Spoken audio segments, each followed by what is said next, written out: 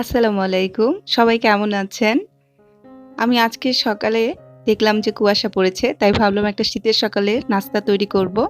তো নাস্তাটা কিভাবে তৈরি করলাম সেটাই আপনাদের সাথে শেয়ার করতে চলে আসলাম। তো চলেন দেখি নাস্তাটা কিভাবে তৈরি করি।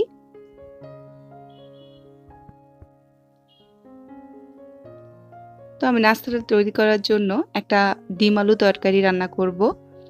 তো আমি এখানে পেঁয়াজ কুচি, কাঁচামরিচ ফালি করে নিচ্ছি, টমেটো কিউব করে কেটে নিচ্ছি, ছোট ছোট করে ফুলকপি কেটে নিচ্ছি এবং একটা আলু হাফ সিদ্ধ করে কিউব করে কেটে নিচ্ছি এবং ২টা ডিম সিদ্ধ করে প্রতিটা ডিম ৪ ফালা করে নিয়েছি। যেহেতু আমি একটা শীতের সকালে সবজি করব, তাই আলু আর ফুলকপিটাকে আমি প্রায়োরিটি দিয়েছি। এখানে তেলের মধ্যে আমি পেঁয়াজগুলো দিয়ে ভেজে নিচ্ছি। পেঁয়াজ ভাজা হয়ে গেলে আমি সামান্য আদা রসুন বাটা দিয়ে দিচ্ছি, কারণ আদা রসুনটা আমি একটু ভেজে নিব। আদা রসুনে একটা গন্ধ থাকে। তো এর ভাজা হয়ে গেলে আমি সামান্য হলুদ গুঁড়া, কালার হওয়ার জন্য সামান্য মরিচের গুঁড়া, লবণ, ধনিয়া গুঁড়া, সামান্য একটু জিরা গুঁড়া আর সামান্য একটু মিক্স মশলা দিচ্ছি। সব কিছুই আমি অল্প অল্প করে দিয়েছি, হাফ চামচের মতো করে। তারপর আমি ফুলকপিগুলো দিয়ে নিয়েছি। ফুলকপিগুলো দিয়ে আগে কষিয়ে নিব, কারণ যেহেতু ফুলকপিগুলো কাঁচা, তাই আমি আগেই ফুলকপিটা দিলাম। ফুলকপিটা হালকা কষে আসলে আলুও দিয়ে দিব। আসলে একটু একটু হালকা হালকা শীত পড়েছে ঢাকায়, তো তাই একটা শীতের সবজি খেতে ইচ্ছে করলো সকাল সকাল। কিন্তু সকাল সকাল তো এত মশলাদার খাবার খাওয়া খাওয়া যায় না, আমার বাসায় খায়ও না। তো ভাবলাম যে হঠাৎ একদিন করি। তো মশলাটা কষে সবজিগুলো মশলায় কষানোর পরে আমি গরম পানি দিয়ে দিচ্ছি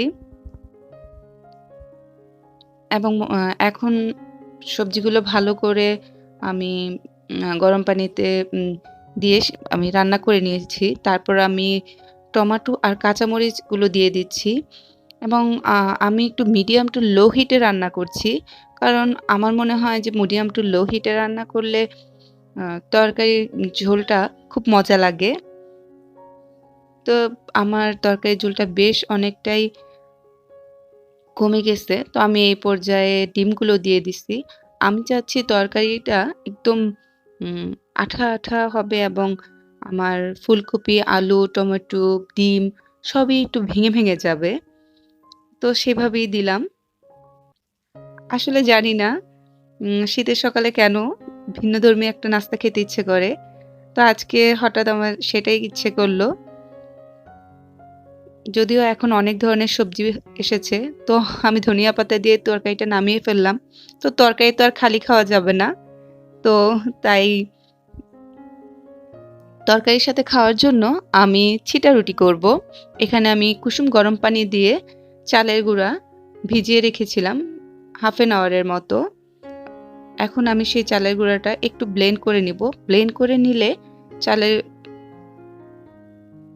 ব্যাটারটা দেখা যায় একটু আঠা, আঠা হয়, পিঠাটা ভালো হয়। যদিও ছিটা রুটিতে আ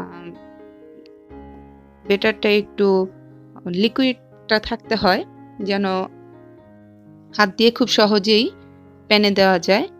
তো আমি ব্লেন্ড করার পর একটা প্যান বসিয়ে দিয়েছি এবং তার মধ্যে আমি তেল ব্রাশ করে নিয়েছি এবং তারপর আমি হাত দিয়ে ঘুরিয়ে, ঘুরিয়ে